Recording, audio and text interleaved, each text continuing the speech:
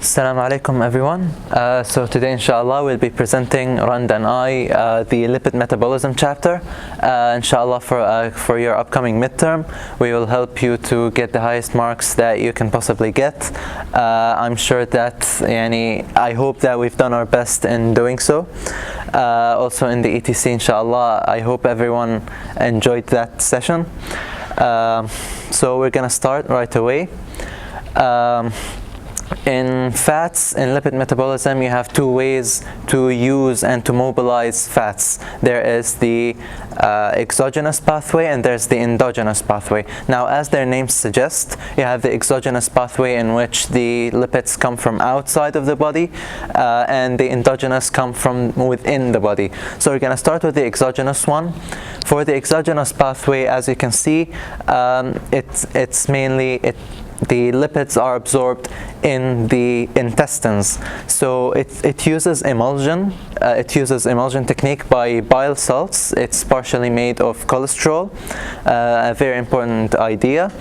Emulsion is not digestion. We have to be clear about this. Emulsion is breaking down the hydrogen bonds and the physical bonds between the fat droplets to make them smaller so that it becomes more accessible for the enzyme to work on it. Now, what's the enzyme that we actually have? It's pancreatic lipase. Pancreatic lipase, it breaks down the fatty acid, the triglycerol, into two fatty acids and one monoacyl glycerol. Now, if you remember from your chemistry 1 course, you have the monoacyl glycerol is a glycerol with one fatty acid esterified with it and two fatty acids alone. Now, if those fatty acids are short or intermediate or medium, which is between 4 to 12 carbons, it will get absorbed easily into the bloodstream. They will bind to albumin and they will move around the body freely. However, if it was a long chain, it cannot go through the blood vessels. It has to go through a special pathway. Specifically it will enter enterocytes, and from there it will go to the smooth endoplasmic reticulum, and it will become a triglyceride. It will form a chylomicron with a bunch of other constituents, ApoB, which is an apolipoprotein, specifically 48, and mixed with cholesterol and phospholipids to produce this chylomicron. And once this is produced, it's going to go into the lymph and it's going to be passed around the body.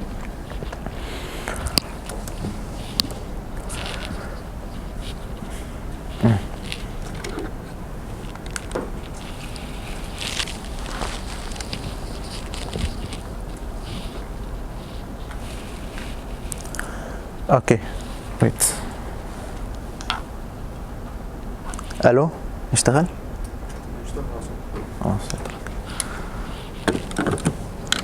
Okay. So you have a bunch of other apolipoproteins that take part in the exogenous pathway. You have namely apolipoprotein C2. Now, the function of this apolipoprotein is that it activates lipoprotein lipase. This enzyme, it breaks down the triglyceride in the blood into fatty acids and glycerol so that it can enter the blood, body tissues and the body cells freely. You also have apolipoprotein E, which it binds to receptors of hepatocytes. We're going to talk about its function later on in the endogenous pathway in more detail, but all you need to know for now is that it allows the chylomicron remnants to enter the hepatocytes. Now, insulin, it activates LPL at adipose tissue. Why is that important? Because you have insulin, its main function is to decrease glucose level. So once you have insulin, you want to go away from glucose, you go through a glycolysis pathway, and now you have acetyl-CoA. Now, what are you going to do with acetyl-CoA? You have to store it somehow. This is how it stores it. It goes to adipose tissue and it tells it, okay, take this acetyl-CoA, make it triglycerides, and save it. Glucagon, on the other hand, it's indicative of the need of glucose. So you need more glucose. Why do you need glucose? You need it for energy. So if you have glucagon, you want energy. In this case, the LPL will work at skeletal muscles to break down the fatty acids, the triglycerides, into fatty acids, and from there to acetyl-CoA to produce energy straight away. Now the remnants of this reaction, you have glycerol and fatty acids. Fatty acids will be taken into cells. As I said, it will undergo beta oxidation and other types of oxidation that we're going to talk about. And glycerol will be taken into the liver. It will undergo a reaction by glycerol kinase to become glycerol 3-phosphate, and it will undergo other reactions and other pathways that we're going to talk about. Chylomicron remnants, as I said, they are removed from the bloodstream by apolipoprotein E, and the remaining triglycerides are destroyed and they're broken down by lysozymes. This is a list of the cholesterol fates that are in the chylomicrons. Some of them will be converted into bile acids and they will be secreted directly, while others will be esterified with fatty acids and be packaged into lipoproteins. So try to answer this question.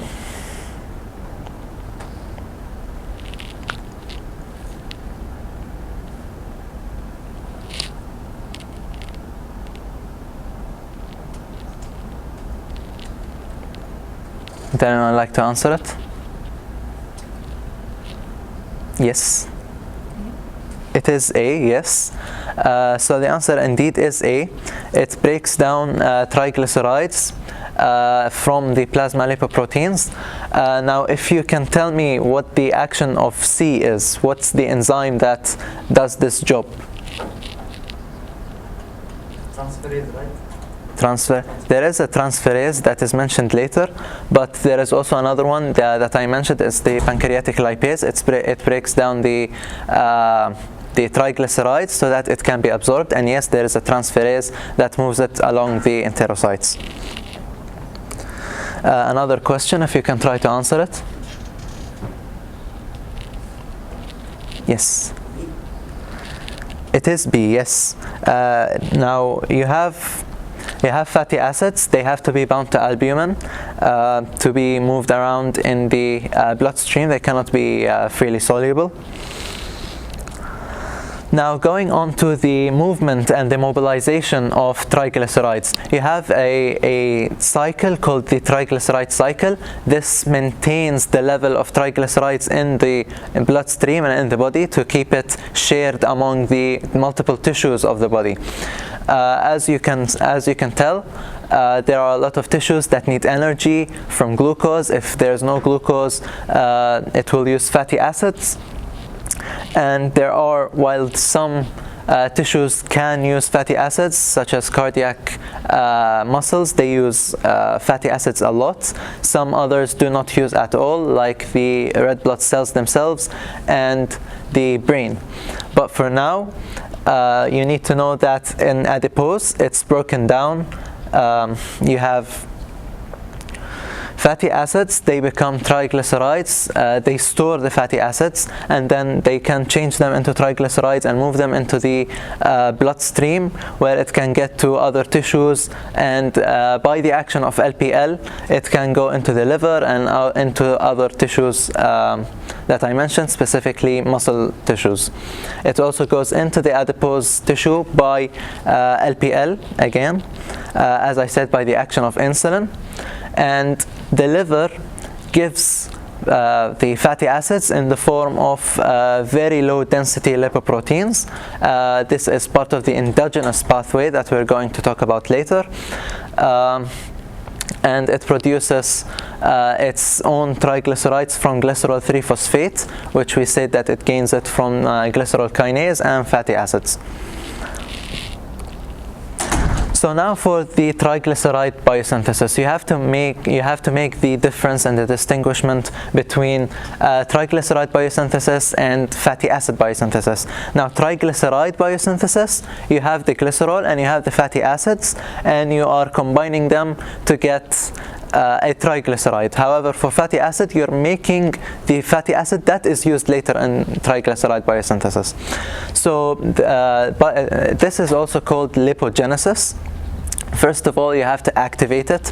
It's not very active. The acyl groups, the fatty acids are not active on their own. You have to add an acyl, a CoA, a coenzyme A cofactor, a coenzyme A group onto it, so that you activate it. And now it can react and it can join other fatty acids and join glycerol to become a triglyceride. In this reaction, it's catalyzed by acyl-CoA synthetase, and it uses ATP, which breaks down pyrophosphate to become AMP. So you can say that it roughly uses 2 ATP for this reaction. That's what Dr. Wasim told us last year. We consider it 2 ATP.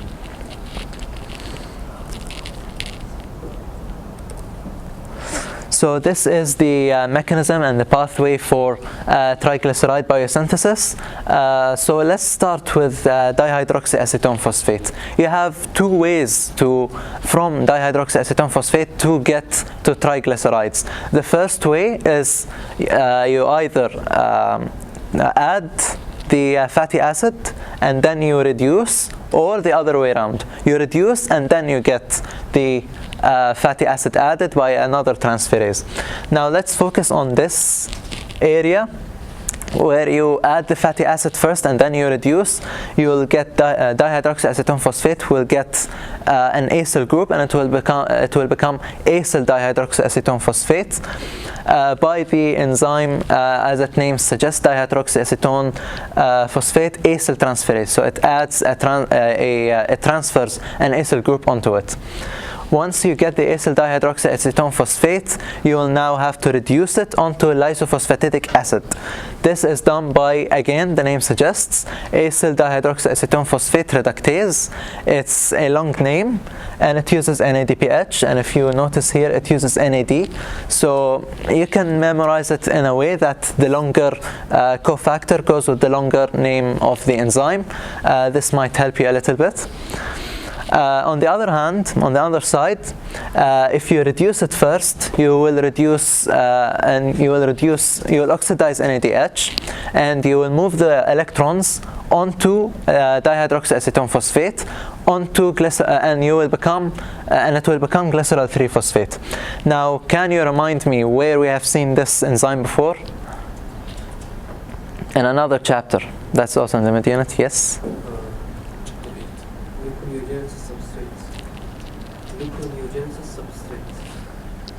It is there, but it's also in the electron transport chain, where it's used to give FADH to succinate in the succinate dehydrogenase in complex 2.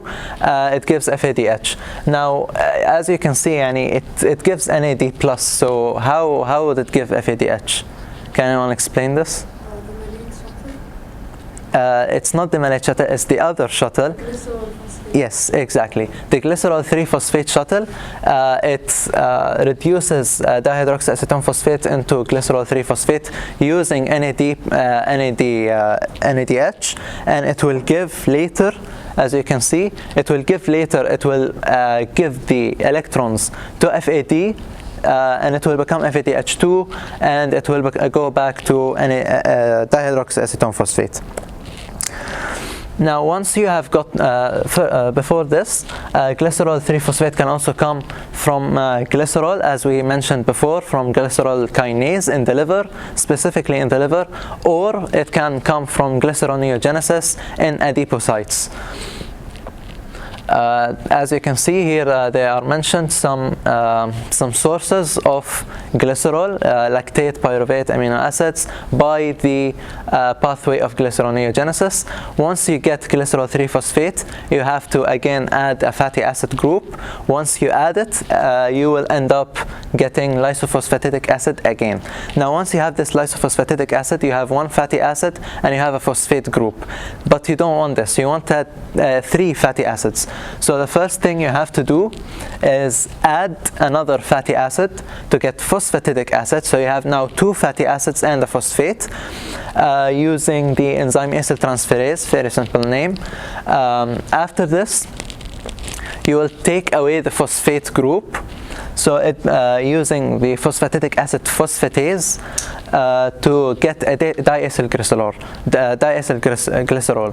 From there, you can go to 2 pathways. Either you take away one of the fatty acids to become a monoacylglycerol, or you give a fatty acid using diacylglycerol acyltransferase in the endoplasmic reticulum to end up having the final product, which is triacylglycerol.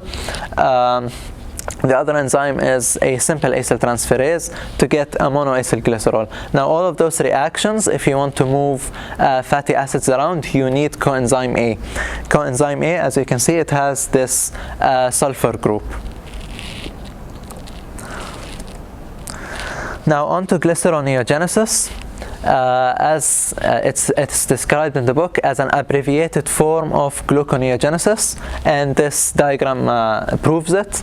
You have pyruvate, it goes through, it enters the mitochondria, it becomes oxaloacetate, it goes through the citric acid cycle, or directly through malate dehydrogenase into malate, where the malate will exit the mitochondria, become oxaloacetate again, become PEP, and this is from the gluconeogenesis pathway. Now all of this is gluconeogenesis.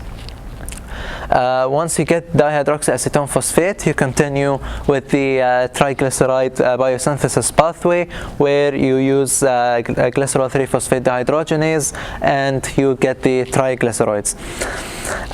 Now this pathway is particularly active in the brown fat, specifically of adipocytes, and lactating mammary glands, and any other organs undergoing gluconeogenesis like the liver and the kidney. Now, can you try to answer this question?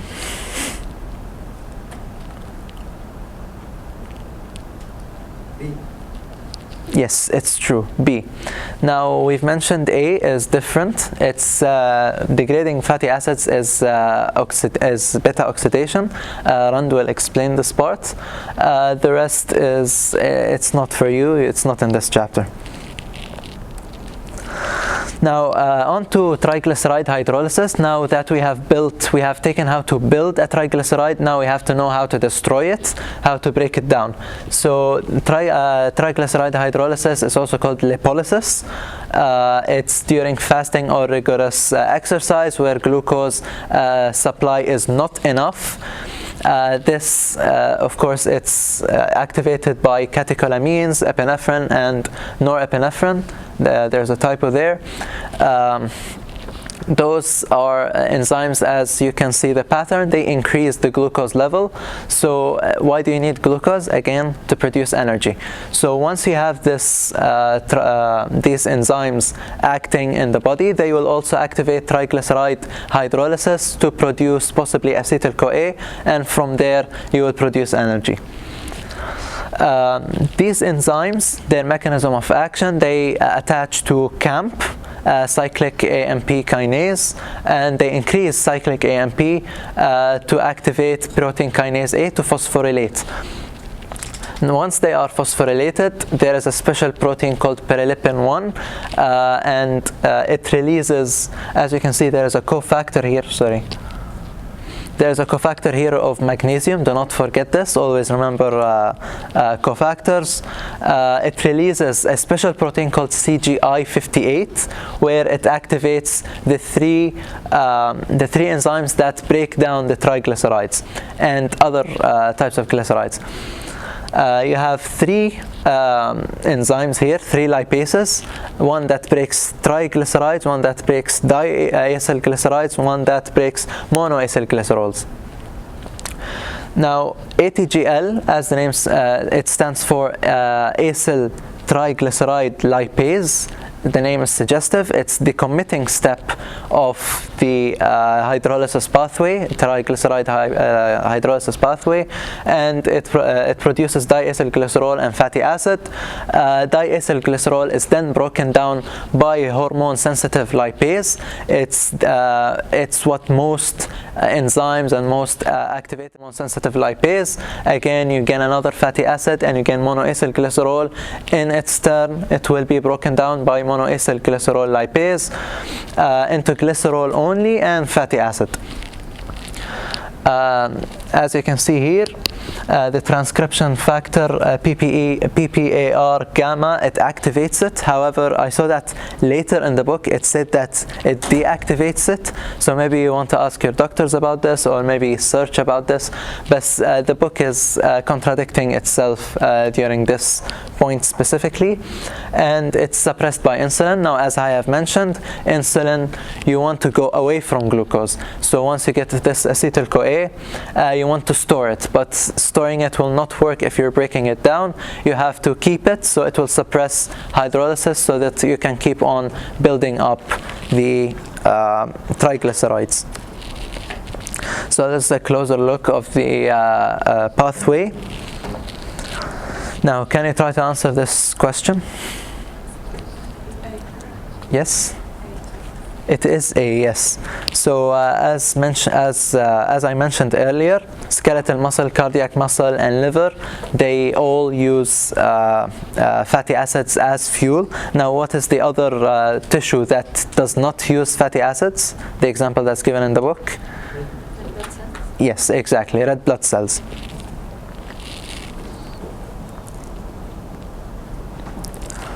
Now, can you try to answer this question? Yes, B. So hormone-sensitive lipase, it acts on diacylglycerols to produce monoacylglycerols and a singular fatty acid. And another question?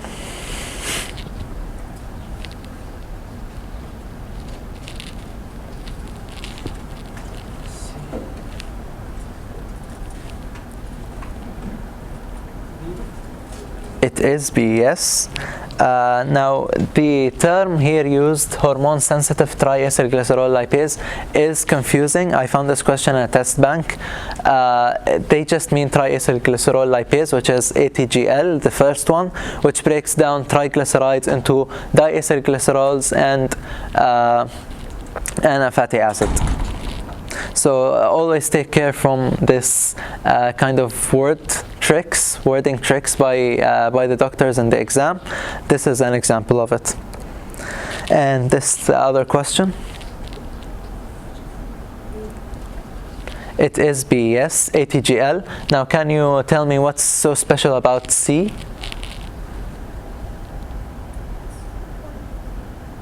Suppressed by insulin? It is suppressed by insulin. It is the main acting point of most hormones on the hydrolysis pathway. And another question?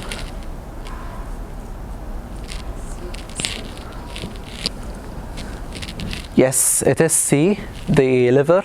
Glycerol from triglyceride hydrolysis is transported to the liver always to possibly produce, first of all, glycerol 3 phosphate by glycerol kinase, and from there you can make new triglycerides. And the last question before we move on to the next topic. Yes, no, wait. Yes, it is C. This is the first reaction of the next topic, which is the fatty acid biosynthesis. Acetyl-CoA it gains a carbon by the action of ACC, acetyl-CoA carboxylase, to become malonyl-CoA. So moving on to this pathway, it mainly takes place in the liver. It happens mainly in low fat, so if you have low fat content in the body, it will try to produce more fatty acids, or if you have high carbohydrates, you don't know what to do with them, you store them as fats. It's also if citrate levels are high, it means it's indicative of high energy. So again, you created acetyl-CoA, you don't want any more, so you just move it onto fatty acids. You have an excess of acetyl-CoA, and you'll store it as fatty acids and then as triglycerides possibly. This pathway occurs over two phases. The first phase is by ACC, acetyl-CoA carboxylase.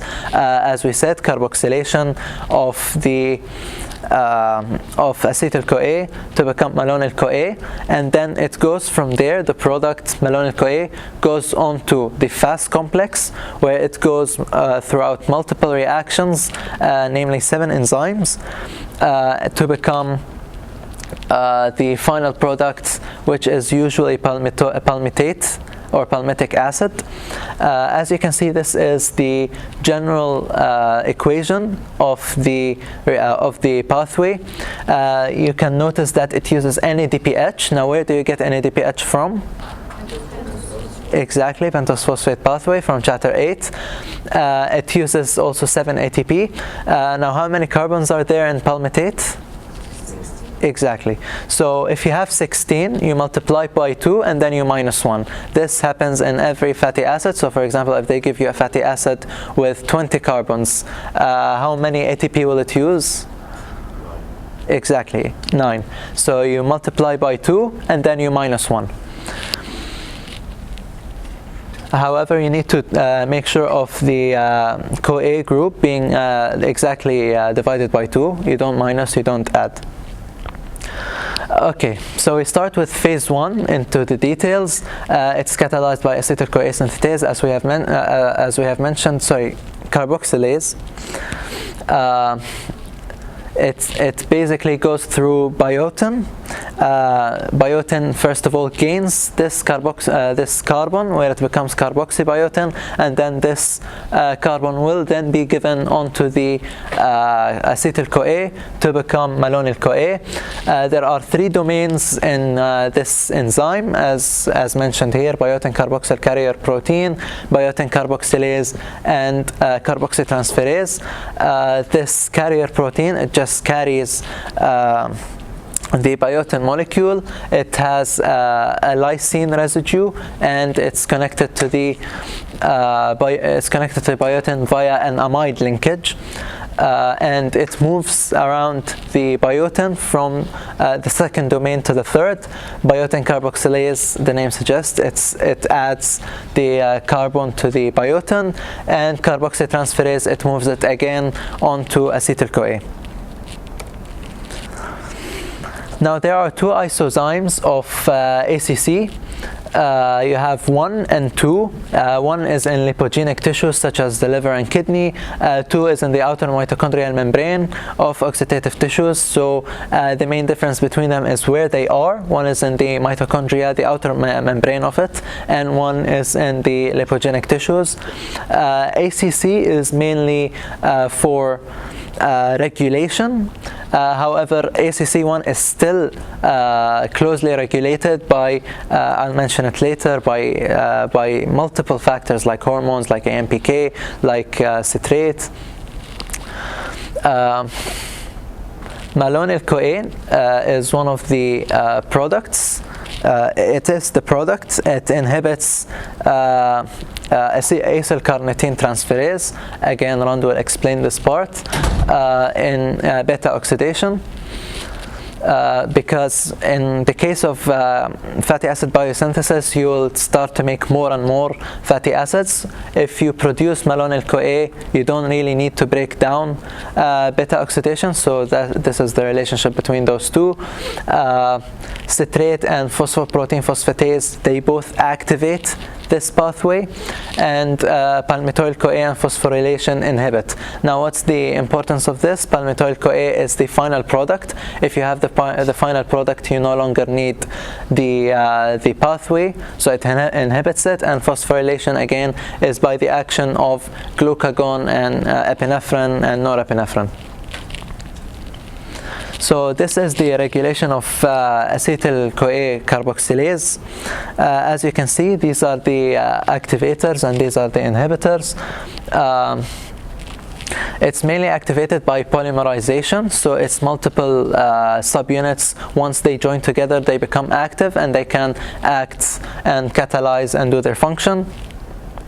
By phosphorylation, they depolymerize, so they no longer are multiple subunits conjoined together. They become separate, and they are no longer active. They cannot do carboxylation. Insulin increases the activity of synthesis, again to store it, while glucagon increases the activity of pKa to decrease the activity of ACC1 as well as AMPK. Now on to phase 2. It's as you can see, it's a very deep reaction, a very long pathway. All the remaining reactions, they happen in a complex called fatty acid synthase complex, the FAS complex for short. Now they start by, let me show you the image first. First of all, you have malonyl-CoA. Malonyl-CoA is then moved on to the acyl carrier protein to become malonyl ACP. ACP stands for acyl carrier protein, where it's attached to the enzyme.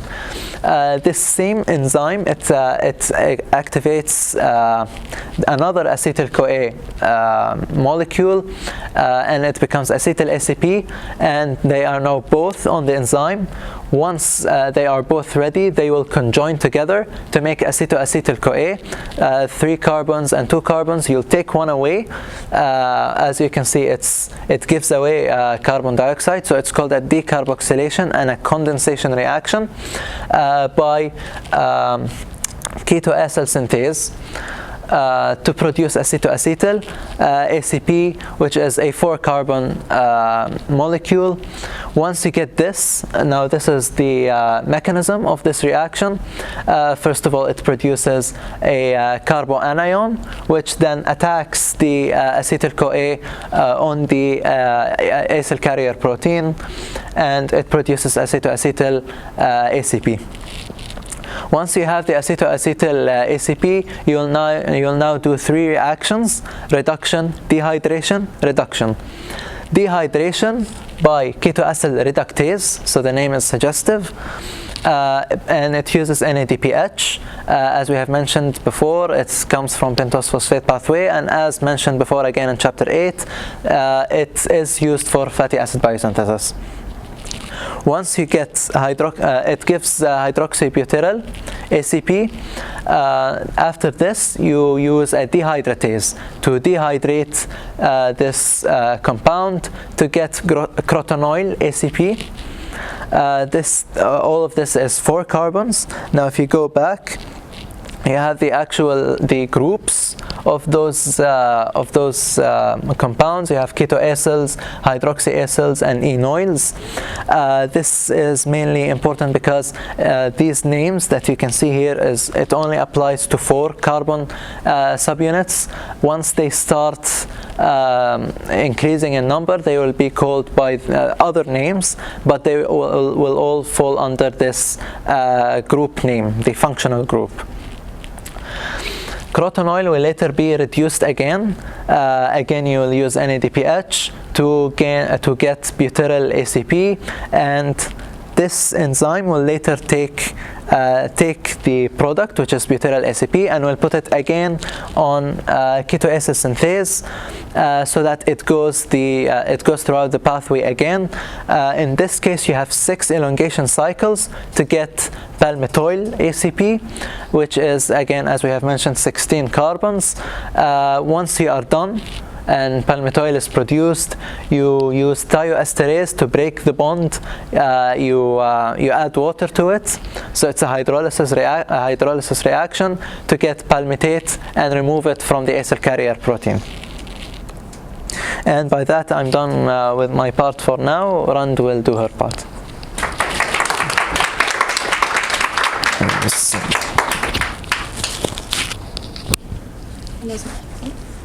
أول ما عشان الكاميرا بس.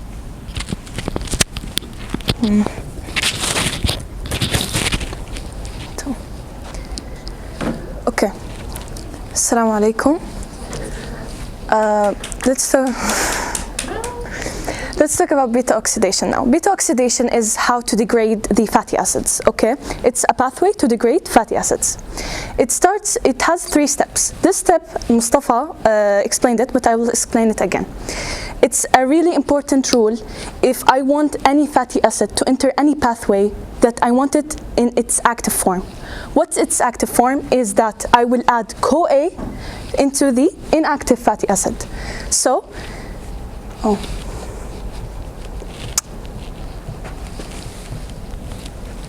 شو أعمل؟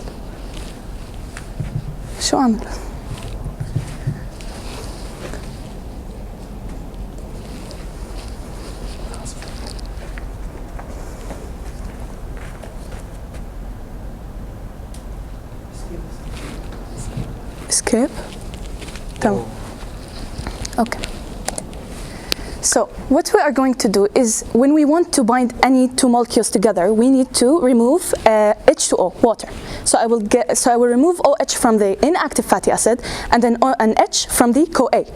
Then we'll have the active fatty acid, which is acyl CoA. Acyl means fatty acid, by the way. It's different from acetyl. Acetyl is 2 carbon. Acyl is the fatty acid. Okay, so this is the first step, which is activating the fatty acid by acyl CoA synthetase. When I say synthetase, that means, do I use ATP or not? Yes, I will use it because we have T here.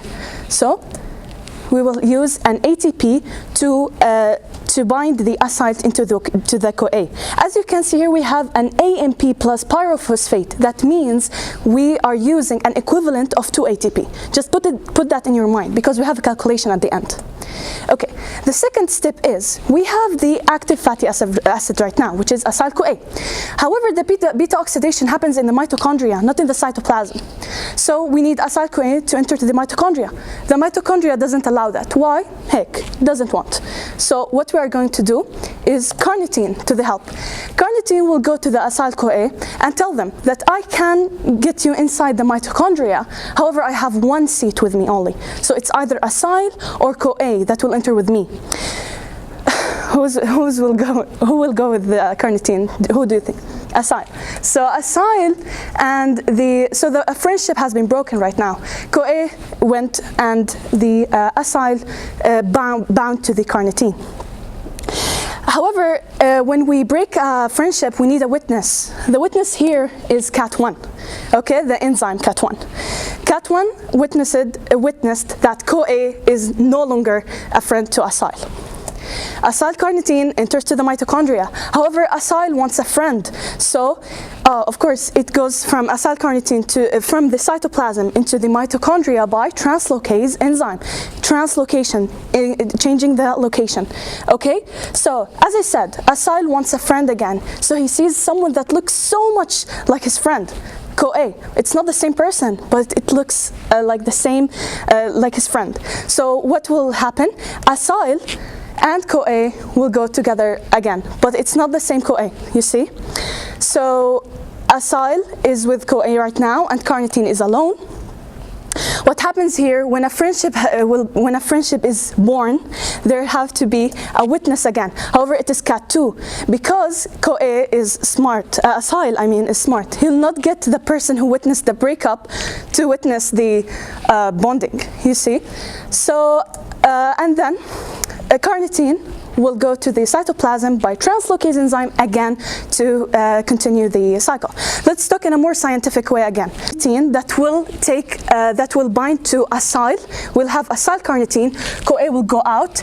This reaction is formed by CAT1, the enzyme CAT1, and then we have acyl carnitine, which will be translocated into the mitochondria.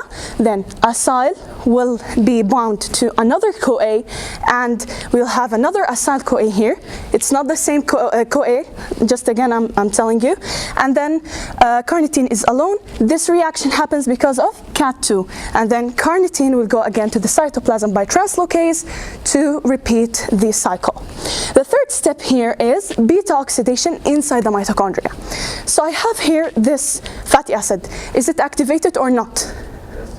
It is activated because we have CoA here. Okay, whenever you see CoA, this is activated. It can enter to the pathway. What happens is, before I tell you, how the pathway works, I want to ask you how to number the carbons. So we have two types of numbering the carbons. We have the normal way and the biochemist's way. The normal way is, this carbon is, which carbon? Number 1, 2, what's this? Carbon number 1. This is carbon number 1.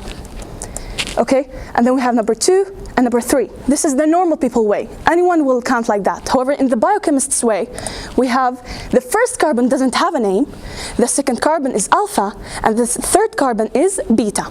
Okay? Cool. The first reaction here is a dehydrogenase reaction. What are the, when you say dehydrogenase, there are 3 things that should come up to your mind. FAD, F-A-D, NAD, and NADP. Okay, so in this reaction, the first reaction in beta oxidation, we will use FAD, FAD. Okay, so it is acyl-CoA dehydrogenase. If I say dehydrogenase, that means I'm going to take 2 hydrogens. One hydrogen from the beta carbon, and the other hydrogen is the alpha carbon. Okay, so then we who will take the 2 hydrogens? The FAD H, and it will go. Then we'll have, if I took 2 bonds, if I took 2 hydrogens from here, there will be less bonds, so I need to exactly, I want to compensate. So I'll put another bond. So whenever you see a double bond, this molecule is called NOL. Okay, NOL means double bond, that's it. So we have the double bond here, and it's called NOL-CoA. What are we going to do now? The second reaction is water, adding water. When I say adding water, that means hydratase. Hydratase means water, H2O. So whenever I add the H2O, I will break the double bond, and I will add OH. Where? In the beta carbon, as you can see here. Okay? So now what I have hydroxyacyl-CoA. That means I have an OH on the beta carbon of the acyl-CoA. Make sense? I will repeat it again after when I finish. Whatever. The third reaction is dehydrogenase again. However, we will not use FAD. We will use NAD. Okay. So if I use NAD, I will take 2 hydrogens. One from the hydroxy and the other from the beta carbon again. So as you can see here, all the changes are on the beta carbon. Okay, so NAD will take the 2 hydrogens and go to the NADH, and it will be NADH. Then we have this molecule, which is called 3-ketoacyl-CoA. If we want to understand the name, we have a ketone on the beta carbon of the acyl-CoA. Okay, then I'll do something, which is thiolase. Thiolase means cutting. I will cut using a CoA. How is that? The CoA, I'll take a hydrogen from the CoA, and I will cut this part, as you can see here. Well, just a minute. Yeah, so when I cut this part, it will go down. So is this, as you can see here, we have 1 carbon, 2 carbon. This is acyl or acetyl-CoA? Acetyl-CoA, exactly. This is acetyl-CoA. Then acetyl-CoA, where does it go then? Exactly, citric acid cycle. So we have ATP. And then the remaining part of the acyl-CoA will be, is it the same or there's a change in it? It will be the same acyl-CoA but -2, which is minus this. Makes sense? Okay. Okay, so now I have an acyl-CoA, but it will go back to the cycle until we finish all the carbons. So just let me tell you it in a really summarized way. It is FAD, MY, NAD, OS. Okay? FAD, then FAD means dehydrogenase. I'll take 2 H's, add water, hydroxy group, and then we have NAD, another dehydrogenation, and then OS, which is thiolase. I'll cut the acetyl-CoA, and the remaining part will go to the cycle again. Okay, Okay, now I finished beta oxidation. I want to know how many ATPs did I get. So we have number of acetyl-CoA that has been produced. How to know that? Number of carbons over 2. So if I told you palmitate entered the beta oxidation, how many acetyl-CoAs are produced? Palmitate is 16 carbons, by the way. 8. So we have 8 acetyl-CoAs from palmitate beta oxidation. What about the number of rounds? So number of rounds means that I have number of NAD produced and number of FAD, H2. How is that? It's the number of carbons over 2 minus 1. So palmitate again, how many NAD and how many FAD? 7, exactly. Okay, so this is palmitate. You answered. We have 8 acetyl-CoA, 7 NADH, and 7 FADH. So now, did you study the citric acid ATC, I believe? Yeah. I have acetyl-CoA, and I want, how many ATPs are converted from acetyl-CoA? 10. So acetyl-CoA equals 10 ATPs. So I will multiply 10 ATPs by 8 acetyl-CoAs. What about NAD? 2.5, exactly. So 2.5 multiplied by 7. And then FAD? 1.5 multiplied by 7. All will have 108 ATPs. But I told you that we have an activation step. In the activation step, we consumed 2 ATPs, right? So we will, don't forget this. We need to subtract 2 ATPs from the total. So we have the total of palmitate beta oxidation is 106 ATPs. Does that make sense? Do you need me to repeat?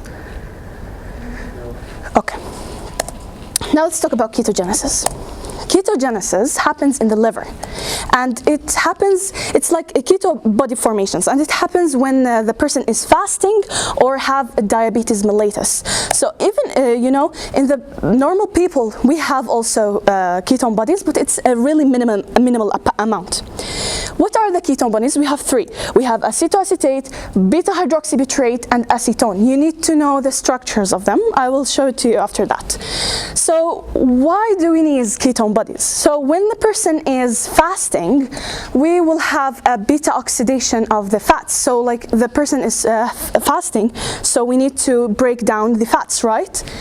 So we will do a beta oxidation of the fatty acids. After that, we have acetyl-CoA. Now acetyl-CoA will be converted into ketone bodies. Ketone bodies in the liver will go to the blood, and then from the blood will go to the brain, to the heart, to the other tissues when you are fasting. Okay? And then the brain will utilize it by ketolizing it, taking an acetyl-CoA and going and using it as an energy. Okay. How does the ketone bodies, how are they formed? You'll get 2 acetyl-CoAs, 1, 2. And then there's the second rule. So do you remember what was the first rule? The first rule is the fatty acid cannot enter to the pathway until it is activated. How it's activated? CoA. Okay, now this is the second rule. 2 CoAs cannot be together. So if I have an acetyl-CoA and acetyl-CoA, I need to remove one. Which one will I remove it? I remove this, the left one, okay, because we need acetyl-CoA on the end of the molecule. So, of course, acetyl-CoA are from where? From fatty acids, right? I have palmitate, I broke it down, I have acetyl-CoA now. So I removed the CoA by an enzyme called thiolase, okay? And I have now acetoacetyl-CoA. I remove the CoA and I bound 2 acetyl and acetyl-CoA together. Now there's a beautiful step here that I will add a 3rd acetyl-CoA now. See? So I have acetoacetyl-acetyl 3. Now, can I bind them together right now, or I need to do something? I will remove the CoA. Which one? This one, the left one. Okay, I'll tell you by which enzyme. It's not thiolase, but it's called yeah, that's right. HMG synthase. Synthase. It's not thiolase, but we take the product name and then we say synthase. So now synthase, does it need an ATP or not? Yes? No. Okay. So we have HMG-CoA. What happens here that we did like really like, it's a stupid step. Like, we added an acetyl-CoA, but then we removed it again. Okay? It's okay. We removed it by HMG-CoA lyase, and then we have an acetoacetate. Just let's think about it again. I have 3 acetyl-CoA, and I removed 1. What's left? Acetoacetate, right? Do you understand what I'm talking about? Do you want me to repeat? Yes? Okay. So I have acetoacetyl-CoA and acetyl-CoA, okay? I removed this one, so now I have acetoacetyl-CoA, right? Which is HMG, it's the same thing. HMG is 3 acetyls with 1 CoA. Now in this step, HMG-CoA lyase, we removed an acetyl-CoA. So again, I have acetyl-CoA. I removed acetyl-CoA. What's left? Acetoacetate. So that's why we here have acetoacetate. This is the شكل الacetoacetate. This is the shape of it. You need to memorize it. And okay, to produce beta-hydroxybutyrate from acetoacetate, I need to do a dehydrogenation reaction. Dehydrogenation reaction are either NAD, NADP, or FAD. Here, we will use NAD. Okay? So I removed an H from here, and then I have the beta-hydroxybutyrate. And then we have another one, the third ketone body, which is acetone. Acetone is actually non-enzymatic, and it is a spontaneous. So if you go to a person who have diabetes mellitus and you smell their breath, you'll smell acetone. You know the acetone, the nail polish thingy? Yeah. So acetone is a volatile, and you can like smell it in the breath and the urine. Okay, so again, acetyl-CoA, acetyl-CoA. Then I will remove the CoA, and we'll have acetoacetyl-CoA. And then I will add another third one, which is acetyl-CoA. After adding it, I will remove it again. After removing it again, I'll have the first ketone body, the parent one. I'll add a dehydrogenation reaction, and then a non-enzymatic reaction that will produce acetone. Ketolysis. Ketolysis is reverse, but it has a bit of differences. So we will start from hydroxybutyrate. Why didn't we start from acetone? It's spontaneous. Exactly, it's spontaneous. It's just in the breath. It goes away. We can't touch it. Okay, so we have beta-hydroxybutyrate that will go back to the acetoacetate. There's something I want to show you. By the way, I said dehydrogenation, but I added an H. Why? Dehydrogenation means that I will remove an H, but here I added an H. Why? Exactly, it's a reverse reaction. It's a reverse reaction. So that's why we will start from the beta-hydroxybutyrate with the same enzyme. Look, beta-hydroxybutyrate dehydrogenase, NADH, and then NAD. Okay? Okay. Now, I told you in the first rule that acetoacetate, or any fatty acid in the world, if it wants to go to the pathway, it needs to be activated. We have acetoacetate. I want to lyse it. I want to break it, but it's not activated. It can't go to the pathway, so it needs activation. How are we going to activate it? In a different way. We will get succinyl-CoA. Succinyl-CoA will give the CoA to the acetoacetate. They will be like tabadul. Succinyl-CoA will give the acetoacetate, so it will be acetoacetyl-CoA. It should be CoA here, but it's okay. And succinate will be with no CoA. So the donor is succinyl-CoA, and who receive it is the acetoacetyl. Now acetoacetyl-CoA now is activated. I can now lyse it, but the enzyme name is beta-ketoacyl-CoA transferase. It's just like I'm going to transfer the CoA. That's it. So now I have acetoacetyl-CoA, okay, and it is ready to be lysed. I will use thiolase. Do you remember the thiolase? In the thiolase we cut the sorry. Okay, so thiolase, that means that I will break the acetoacetyl. So I have an we have an acetoacetyl-CoA. That means I have an acetyl and acetyl-CoA, and they are bound together. I want them to be braked. I want to break them. So I will use thiolase. Thiolase uses CoA. So if I break the acetyl-CoA, I will have an acetyl-CoA and an acetyl-CoA because I used CoAH. Do you want me to repeat this part? Okay. So I have two acetyl-CoA, and this is the lysis. Alpha oxidation. In alpha oxidation, you need to know that it is an example for phytanic acid, phytanic or phytanyl-CoA. Phytanic acid is the derivative of phytol. Phytol comes from chlorophyll. Chlorophyll from where? Chlorophyll من وين بنجيبه? Plants, exactly. So from plants, I get chlorophyll, and from chlorophyll, I got phytol. Phytol is an alcohol, and then I'll do an oxidation reaction to convert it into phytanic acid, a carboxylic acid. Phytanic acid is in the milk. Now we need to activate it so it can enter to the pathway. So phytanic acid, I will activate it to phytanyl-CoA, and then I can enter to the alpha oxidation.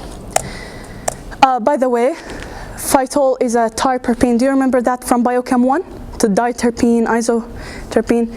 Anyways, just memorize that phytol is diterpene. It was in the book. And this group is called thioester. Thioester. Okay, just to memorize this. Okay, so I have here the phytanyl-CoA and fatty acid, activated fatty acid. But as you can see here, just again, if we want to number them, we have this carbon doesn't have a name. The second one is alpha, and the third one is beta. As you can see here, the beta carbon is occupied. Beta carbon is occupied. So if we are going to do the beta oxidation thingy, which is FAD مية ناد أس, FAD, we will add a double bond, and then if we add an OH, you'll see it like this. We'll have 1, 2, 3, 4, 5 bonds, and carbon can only do 4 bonds. So that's why we can't do beta oxidation on the phytanic acid or phytanyl-CoA. What we are going to do is we are going to do an alpha oxidation. So I will modify the alpha carbon here. The first thing I'm going to do is hydroxylation. So I will add an OH. As you can see here, we have an OH on the alpha. The second thing you're going to do is, of course, adding an OH needs a lot of things. It needs an oxygen, it needs an alpha ketoglutarate, iron, an ascorbate requiring enzyme. And it has products as well. It has succinate and CO2. You just memorize those. It was in the book, so you need to know it. And reaction here, we are going to do 2 things. Decarboxylation and oxidation on alpha carbon. Let's do the oxidation on alpha carbon first. Okay. So as you can see here, we have an alcohol here, an hydroxyl group, and now it is a carbonyl group. To transfer an hydroxyl to a carbonyl, you need an oxidation reaction. So the alpha hydroxy phentenyl-CoA lyase will do 2 things. It will oxidize the alpha carbon, and the second thing that it will do, that it will, from its name, lyase, that means it will cut the thioester. The thioester group. The thioester group, when it is cut, it's called formyl-CoA. Then formyl-CoA will go in a lot of metabolisms, and it will be formic acid. After formic acid, it will be CO2. Now it's gone. So this molecule is called prestanal. If you remember, the prestanal, is that aldehyde or ketone? Aldehyde. So it's an aldehyde, but we want it as a carboxylic acid. So we will do a dehydrogenation reaction using NADP. This is new, NADP. So yeah. So I will remove an H. Dehydrogenation means that I will remove an H. I remove an H, and then I'll get the pristanic acid, which is ready to be beta oxidized. As you can see here, the alpha carbon, after I did the oxidation dehydrogenation reaction, you can see that it has become the carbon with no name. So it's like I shifted. So if I had like الأول على الدفعة، الثاني على الدفعة، الثالث على الدفعة، الأول على الدفعة راح، الثاني على الدفعة حيصير الأول على الدفعة، صح؟ It's the same thing. I removed the, I transformed the alpha carbon into the I transformed the alpha carbon into the carbon with no name, so that the beta carbon is now the alpha carbon and the gamma carbon is the beta carbon. Now I can start the beta oxidation. What are the products? You just need to memorize them. And we have a disease called Refsum disease. It's when this enzyme is deficient. So what happens is that we will have phenol-CoA accumulating in the brain. And that will have neurological problems, and just to prevent that, don't eat anything with dairy products. This is a Refsum disease. Odd chain oxidation. Odd chain, all the chains that I have explained until now are even chains. But this one, in odd chain reaction, if I have a 15 carbon fatty acid, what I will do, I will just do a beta oxidation, a normal beta oxidation. So 15 minus 2, when I finish a round, there's 2 carbons that are out, which is the acetyl-CoA carbons. So I will just remove 2, so the 15 is the acyl-CoA, the 2 is the acetyl-CoA, and the 13 is the acyl-CoA minus 2. So I will just remove 2 carbons, 2 carbons, 2 carbons until I have two products. I have acetyl-CoA and propanyl-CoA. When I see propanyl-CoA, I will start the odd chain fatty acid oxidation. Propanyl-CoA, we will add a carbon on it because it's 3 carbons. Propanyl means 3 carbons, so I will add another carbon until it's 4 carbons. However, it needs a lot of things, but the most important thing you need to focus on it is the biotin. In the biochem 1, carboxylase, this enzyme needs a cofactor, which is the biotin, so just focus on it. Biotin, and then we have ATP, CO2, and H2O. So propanyl-CoA now is a 4 carbon molecule. It is an even number. However, it is in the D form. If I want to change from a D form to L form, do I use isomerase, racemase, mutase? Racemase. So racemase, whatever. So it is called the substrate name and then racemase, methyl malonyl-CoA racemase. And now we have L-methyl malonyl-CoA. You may ask, why did we do the racemase thingy? Enzymes are specific. So if the next enzyme want to work on it, it needs to be in the L form. Okay, now the last step, I want you to focus on this carbonyl group and this hydrogen. Okay, what happens here is that we are going to change the location of the carbonyl group and change the location of the hydrogen. There will be تبادل انه ال CO رح تجي عند مكان ال H وال H حتجي عند مكان ال CO. شو حيصير؟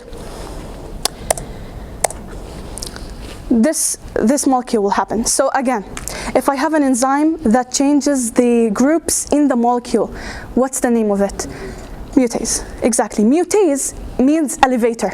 Okay, you know the elevator when it changes the places? I take a group and I change its place. So this happens because of a mutase enzyme, and here's the substrate name. It needs a B12. This is where you need to have your focus on. This reaction, methyl malonyl-CoA mutase, needs a B12, and it's actually in your biochem 1 enzymes chapter, vitamins. B12 is needed for the moving of the groups. And then we have succinyl-CoA. Succinyl-CoA can continue its journey. The last thing, unsaturated fatty acid oxidation. Unsaturated means we have a double bond. Now the thing here, we have an example here, oleuel-CoA. Oleuel-CoA is in which, is it in the olive oil? Okay, it's in the olive oil. Anyways, oleuel-CoA here, as you can see, in the 9th and 10th carbon, there's a double bond that is connecting them together. What happens is, we'll just do a beta oxidation, a normal beta oxidation. Okay, 3 cycles. How do we know it's 3 cycles? If I told you that I have in the 9th carbon, I want it in the third carbon. So how many cycles does it need? From 9 to 3. How many cycles? Like, it needs 6 carbons to be gone. But in each round, I am removing 2. So that's mean how many cycles? 3 cycles. Exactly. So now the double bond is between the beta and gamma carbon. Okay, but if if we want to degrade any fatty acid, we cannot degrade it if the double bond is between the beta and gamma. I need to change its place between the alpha and the beta. So if, I'm sure you didn't study organic. I don't know if you know the cis and trans thing. You know it? Oh, okay, anyways, just to remember that in the unsaturated fatty acid oxidation, we will have a cis fatty acid, and then we'll transform it into a trans by adding an H2O. Okay? Now, the last step, isomerase, because cis and trans are used by isomerase, not tracimers, it's isomerase. Anyways, okay, now we have a double bond. Now I can break it. How can I break it? I will add a hydroxy group. So I will break the double bond here between the beta and alpha, and then I will put an hydroxyl group on the beta. When I have this form, I can enter to the beta oxidation. Why is it 6 molecules? Because if we want to نعدهم 1, 2, 3, 4, 4 with 7, 11, and then 11 with 1 is 12. Then 12 divided by 2 is 6. Okay, I finished.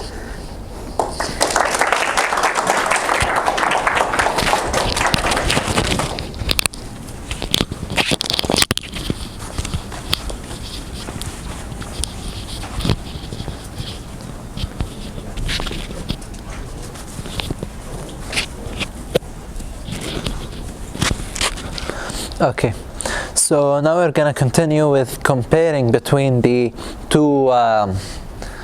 two mechanisms that we have gone through, the two pathways, the fatty acid synthesis and the fatty acid beta oxidation. It seems in the beginning that they are very similar, but the main differences between them is where they are. So beta oxidation, it happens in the mitochondria. You can remember this because carnitine is used. So carnitine, the main purpose of it is to move it into the mitochondria, so you can remember it by this.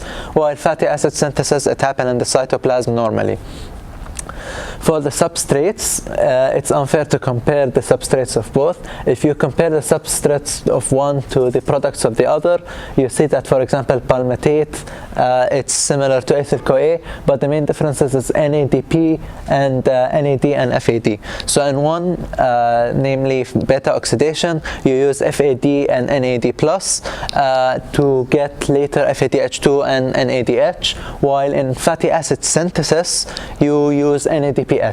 Again, you can remember it by relating it to chapter 8, the pentose phosphate pathway. You always need NADPH for fatty acid synthesis. And in fatty acid synthesis, you gain a carbon dioxide. Now onto the reactions, you can see that they are very similar. Again, you just flip them. So instead of cleavage, here you have condensation, redox, hydration instead of a dehydration, and here it's redox. So it's the opposite reactions and in the opposite order. Can you try to answer this question? C. Yes, it is C. It is C. So you have ketoacyl synthase. In the exam, they can either bring the abbreviated form, as you can see here, or they can bring the full form. If they bring the full form, it might be a little bit easier, but if they bring the abbreviated, you have to know which is which and the order of them. In this case, synthase, you use it to produce ketoacyl, so you take away one carbon to get acetoacetyl in the first cycle, and then a ketoacyl in other cycles. Now for this question, again it's a mistake. Here it's supposed to be carboxylase.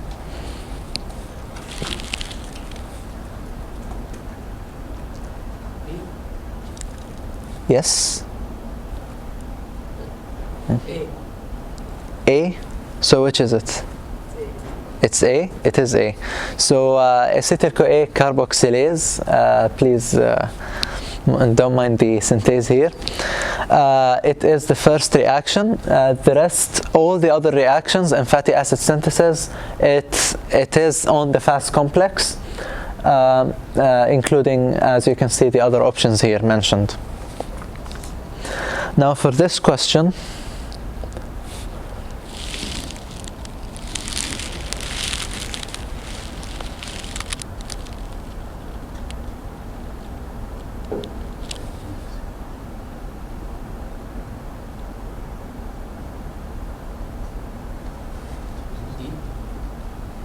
any other answers? It is D, yes, it's true. So it does not produce CO2, it takes away CO2, it uses it. It does not use ADP, it produces ADP, uses ATP for energy, and it's not activated by AMPK. We're going to take it in a minute, but for now, you know, AMPK is, it promotes catabolic pathways. What we mean by this, it promotes breakdown. Biosynthesis is anabolic, so it's inactivated by AMPK, so the answer is indeed D. So, for the regulation of fatty acid metabolism, there are multiple points of focus and points of stress in the multiple reactions that we have seen. To start off, beta oxidation, there are multiple ways to control it. Hydroxyl acyl-CoA is controlled by NADH. You have thiolase controlled by acetyl-CoA levels, and carnitine acyltransferase is controlled by malonyl-CoA. As we have mentioned, it's the product of ACC, so it goes back in the mitochondria and it prevents carnitine acyltransferase from being activated, and malonyl-CoA dehydrogenase is again controlled by AMPK. In fatty acid biosynthesis, as I have mentioned, again, citrate and fatty acids, they inhibit it because they are the products. While AMPK, it again inhibits it because, as I said, catabolic, anabolic. Triglyceride hydrolysis being a catabolic reaction, controlled by hormone-sensitive lipase, the second one, which breaks down diacylglycerols into monoacylglycerols. It's controlled mainly by hormones, while triglyceride biosynthesis, it's controlled via glycerol 3-phosphate, again by AMPK. So this figure, it summarizes all of the regulation that is mentioned in the chapter. As you can see, it's a visual representation of what we just said. You can see here the acylcarnitine transferase getting inhibited by malonyl-CoA, which is here a product of ACC. And ACC itself is stimulated by insulin and citrate, while it's inhibited by glucagon, the opposite, glucagon, epinephrine, and last but not least, palmitoyl-CoA. Now for AMPK, it's a protein, it's a kinase, AMP-dependent kinase. What it does is it senses the AMP to ATP ratio. What does high AMP to ATP ratio indicate? Low energy. Exactly, low energy. So in that case, what do you want by activating AMPK? By producing energy, by catabolism.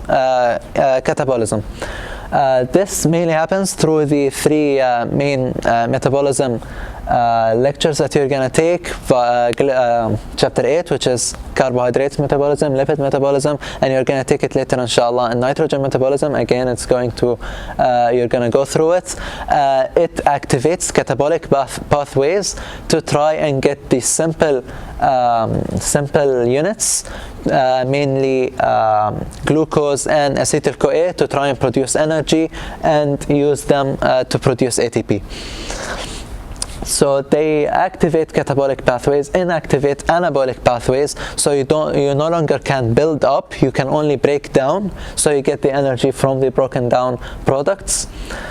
It mainly acts by phosphorylation, but I want to draw some attention to this point specifically. Glycolysis is activated by dephosphorylation.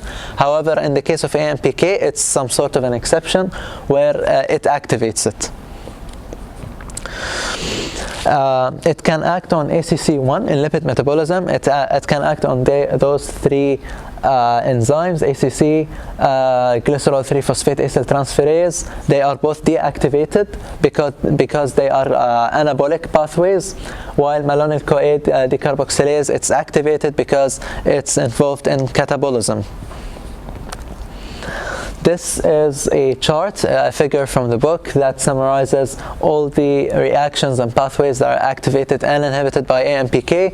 As you can see, the ones activated are all catabolic, glycolysis and fatty acid transport and oxidation. You have to focus the most on. However, the ones that are inhibited, they are all anabolic. However, you have to focus on this one, lipolysis. It is a catabolic pathway. However, it is true, I've seen some external resources.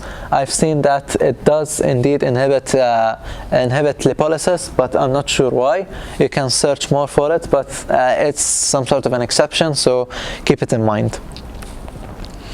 Now for the other types of regulation of lipid metabolism is the hormones. Hormones can act, they are mainly you have the long-term and short-term. Hormones are one of the short-term regulators, mainly insulin, epinephrine, and glucagon. Insulin, exact opposite of the other two. Again, as I have mentioned, it's a very focal point of regulation. Insulin, you need less glucose, so you start to build up and you start aside from carbohydrate metabolism, you activate the anabolic pathways and deactivate the catabolic pathways. It activates PP2A. We're going to talk about it in a minute again, which activates in turn ACC1. It activates ATP citrate lyase and PDHC in the TCA chapter. And it promotes fat synthesis by moving GLUT4, which was mentioned earlier. It's the transferase that moves in the carbohydrates from the intestines, and it depresses fat mobilization and depresses lipolysis, specifically by hormone-sensitive lipase. Epinephrine activates hormone-sensitive lipase, so it's the exact opposite. To try and break down the lipids and try to produce acetyl-CoA and glucose. Glucagon activates ACC1 to produce fatty acids. Now for the transcription factors, this part was cancelled from us last year, so I'll try my best to summarize it as much as possible. You have the SREBPs. There are three main types: 1A, 1C, and 2. 1A is it controls all SREBP responsive genes, while 1C is it responds to insulin. It's activated by insulin, and it leads to the production of fatty acid synthesis and NADPH synthesis, so the pentose phosphate pathway, while SREBP2 contributes to cholesterol metabolism. Now you have the PPAR, the peroxisome proliferator activated receptors. You have two main types, alpha and gamma. Alpha stimulates catabolism and ketogenesis in fasting, so you want to produce more energy. You get PPAR alpha. Now PPAR gamma is where I mentioned earlier that there is some sort of contradiction. Here it says it promotes fat storage, but earlier it says it depresses it. The last one, you have CHREBP. It promotes conversion of excess carbohydrates to fatty acids, so it's somewhat similar to insulin action. And now you have the endogenous pathway. It starts in the liver. So as I have mentioned in the beginning, the first topic was the exogenous pathway. It's the lipids that come from outside the body. You absorb them and you send them in the body. In the endogenous pathway, you have fatty acids in the liver. It produces VLDLs, which contains those constituents, very similar to chylomicrons. ApoB 100 instead of ApoB 48. You have triglycerides, phospholipids, cholesterol, and cholesterol esters. they release fatty acids when they meet LPL, which is activated by ApoC2. Again, it was mentioned earlier in the exogenous pathway. They become an intermediate density lipoprotein. So VLDL stands for very low density. Once they release triglycerides, the density starts to increase because the protein component starts to increase, the percentage of it, because of the triglyceride being less. So once you have reached a certain amount of a certain percentage of proteins to triglycerides, it becomes an IDL. It is removed by the bloodstream and taken into the liver by lipoprotein E. And they are removed by hepatic lipase. So again, as I mentioned, in the liver, once more and more fatty acids are being removed and the percentage of protein increases more and more, it becomes a low density lipoprotein, where cholesterol here, in this case, it's higher than triglycerides. It is then released into the bloodstream, where they meet apolipoprotein B100, and they undergo endocytosis to enter the cells and release cholesterol inside. So can I try to answer this question?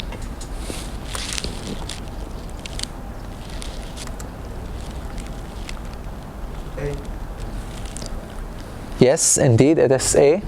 So acetyl-CoA carboxylation is stimulated by the ACC, acetyl-CoA carboxylase enzyme, ACC1, ACC2, which are the first step in fatty acid synthesis, and it is indeed the rate-limiting step. Now, can you solve this question?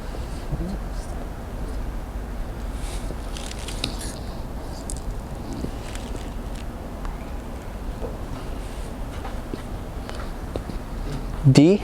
Any other answers? D. Okay, yes, that's correct. D. Glucagon and epinephrine, generally they go hand in hand. They activate together. Palmitoyl-CoA is the product of fatty acid synthesis, so it inhibits the carboxylation of acetyl-CoA, which is the first step. Another question?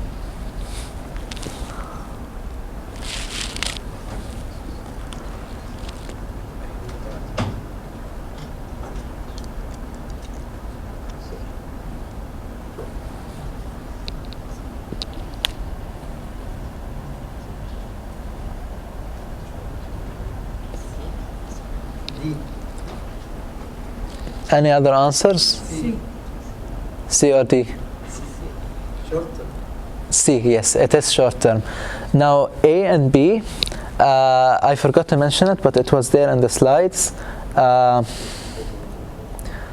Energy demands and fluctuating nutrient availability, it acts on transcription factors, which affect gene expression. Now, gene expression, as you know, it takes time to express the gene, to make the mRNA, to produce the protein, to transcript it, translate it. So it's long term. However, for the short term, it's mainly just the covalent modification, allosteric modification, and hormones. What about this question? Yes, it's correct. Chylomicrons. Chylomicrons, they receive the triglycerides from the exogenous pathway, and they include the most triglycerides, where they later on start to give it to other tissues and possibly at the end to the liver to produce VLDLs. And this question?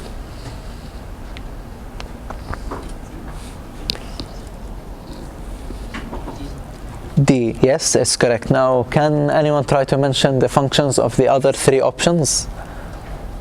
B activates lipase. B activates, Okay, the C2 activates. yes, the LPL, yes, it's true. A is for hepatic receptor.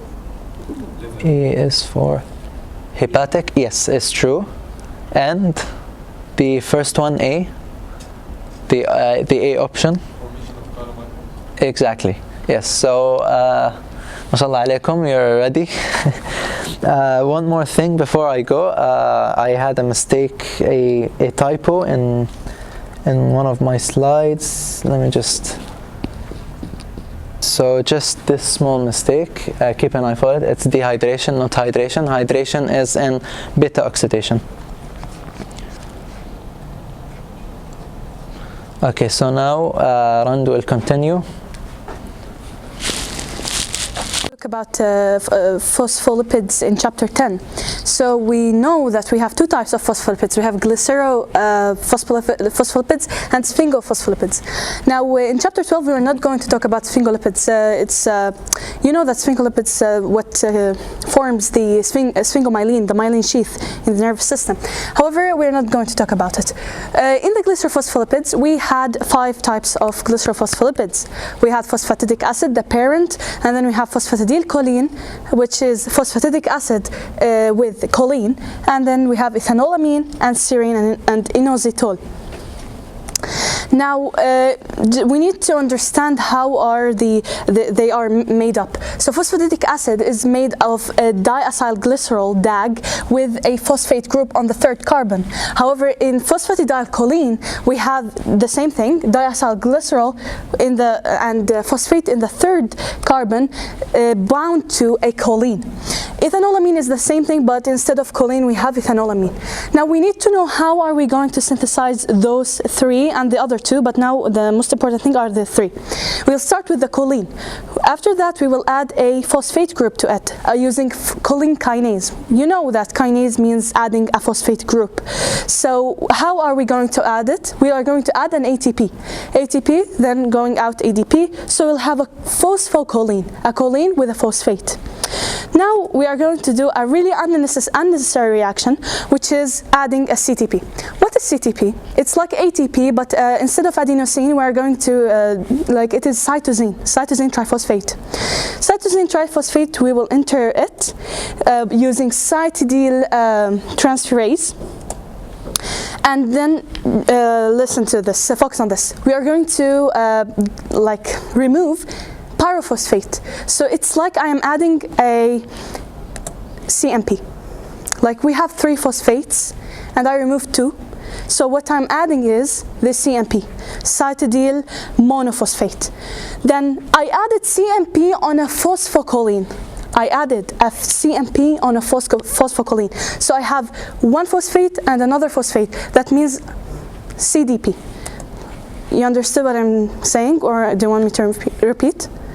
Okay, so I have CMP with a phosphate choline, so that equals a CDP choline, diphosphate choline. Now, here's the unnecessary reaction. I'm going to remove the CMP again. So I added CMP and then I removed CMP. When I remove CMP, I will add instead of it diacylglycerol. This is diacylglycerol.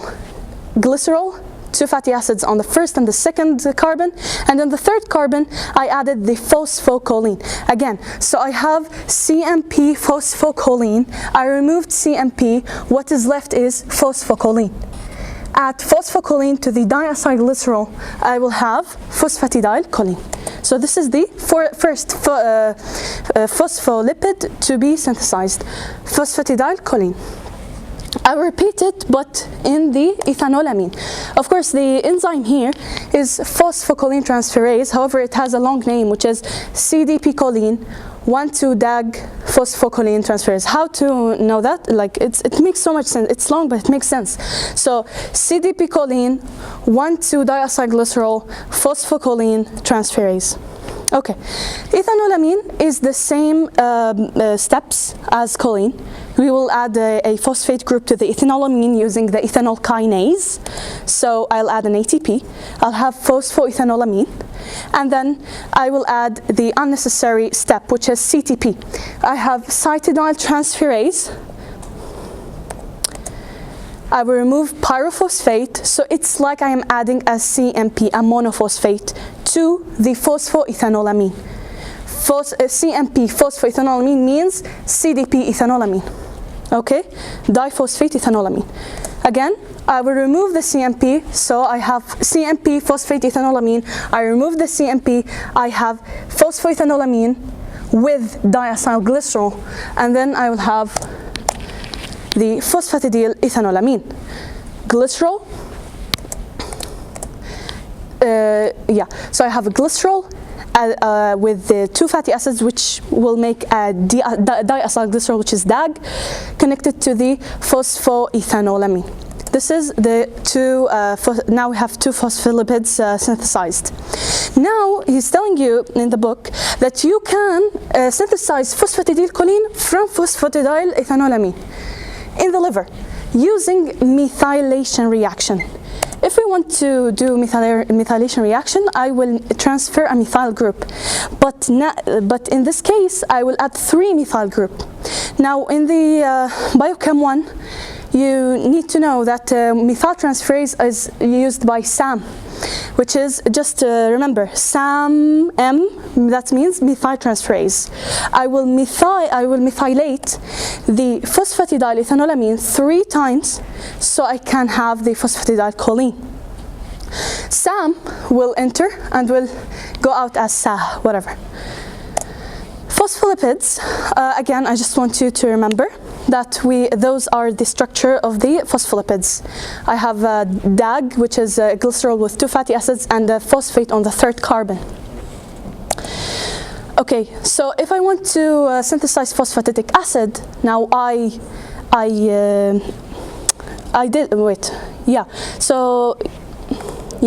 told you, this is the phosphatidic acid structure. If I want to synthesize it, I will get a diacylglycerol, which is fatty acid, and then OH, and then I'll add a phosphate group on it instead of the OH. So I'll have a fatty acid on the 1st carbon, a fatty acid on the 2nd carbon, and the phosphate on the 3rd carbon. This structure is phosphatidic acid, which is the parent of the phospholipids, using diacylglycerol kinase. Okay, now I told you about the phosphatidic acid, ethanolamine, and choline. What about serine, inositol, and glycerol? What we are going to do is that we are going to add the CTP using cytidyl transferase.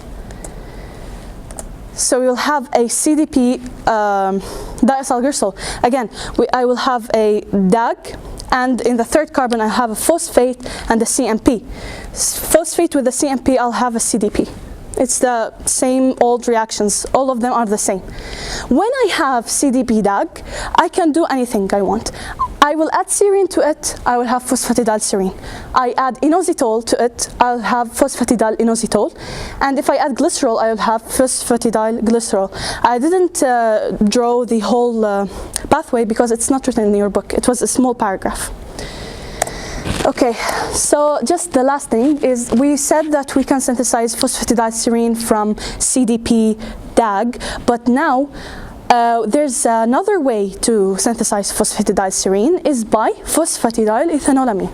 If I added serine to the phosphatidyl ethanolamine and remove the ethanolamine, I'll have phosphatidyl serine. So it's just so easy.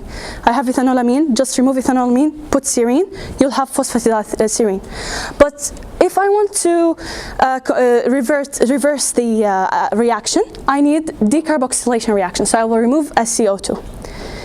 That's it. Thank you.